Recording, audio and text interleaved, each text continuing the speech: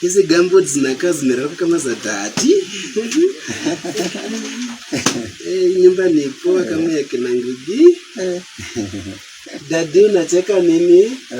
Unacheka nini? What is so funny in your phone? Kama unajua nimekuwa nimesubscribe kwa news. Sasa hizi ni national news zimeingia. National news. Daddy unanidanganya. National news gani ninaanzanga na hi handsome? Hapana, hii ni CNN. CNN inamaanisha cute nice news. Hiyo station ni nzuri sana. Daddy unanidanganya, wewe ni muongo. Jana vile unasema hii station, alafu jana vile nilikuwa na watch cartoon, niliona kuna message ilikuwa imeandika pale good night sweet potato.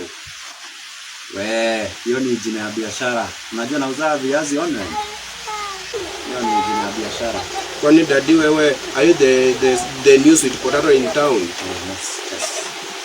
Uongo Daddy. Si basi uninunulie simu yangu niache kukusumbua ukiwatch cartoon. Nikubaia simu. Unajua mimi nikiwa natoshana kama wewe, siku unajua hata simu inafanana aje. Daddy, sasa hiyo ndio imefanya hata unakaanga hivi. Kukaa aje unamaanisha nini? Unakaanga tu maskini, ona vile nguo zako zimekaa, alafu tena kila siku unajificha huko ukichati na maantu kichekacheka na wao. Hao si maanti. Hizo ni chati za biashara tu maanti.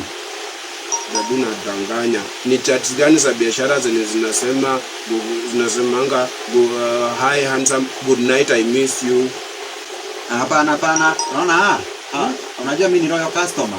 So, customer care ndio wanani text, they miss me and they love me. Customer care. Daddy nimeelewa. Sasa nitaambia mom, customer care wako kwa simu ya Daddy, they miss her and they love her. Wewe usiambie mom. Usimwambie. Daddy, sasa kama utaki nimwambie basi niekelea hapa 200 sitamwambia. Kama sasa na wewe kila wakati ni pesa, si utafanya ni sote ili usiseme.